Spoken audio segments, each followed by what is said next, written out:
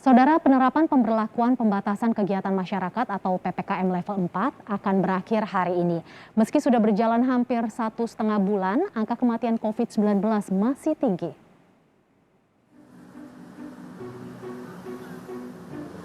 Pemberlakuan pembatasan kegiatan masyarakat atau PPKM level 4 akan berakhir hari ini, Senin 9 Agustus 2021. Kebijakan ini mulai diterapkan pada 21 hingga 25 Juli 2021, kemudian diperpanjang dari 26 Juli hingga 2 Agustus. Namun, masih tingginya kasus COVID-19 membuat pemerintah kembali memperpanjang PPKM level 4 dari 3 hingga 9 Agustus. Apakah PPKM ini akan diperpanjang atau tidak, masih menjadi perhatian banyak pihak.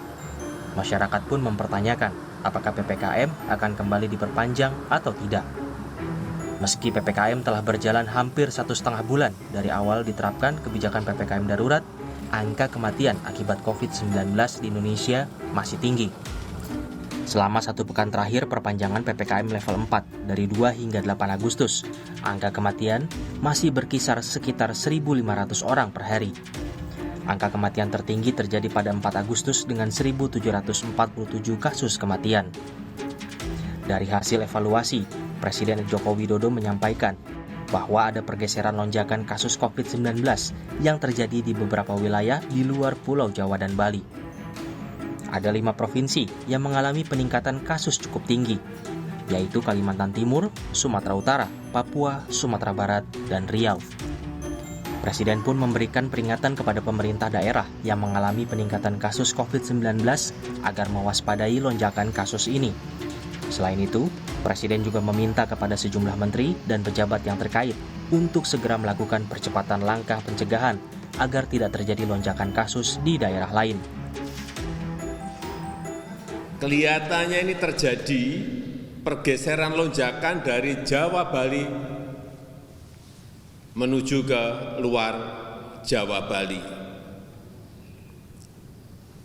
Dan selama 2 minggu terakhir ini saya melihat penambahan kasus-kasus baru di provinsi-provinsi di luar Jawa terus meningkat.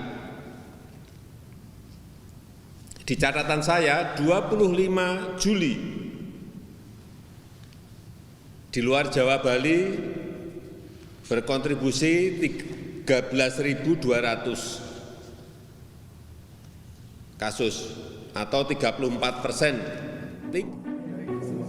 Epidemiolog Griffith University, Diki Budiman mengimbau pemerintah untuk memperpanjang kembali kebijakan PPKM selama 1 pekan untuk mengurangi beban fasilitas kesehatan.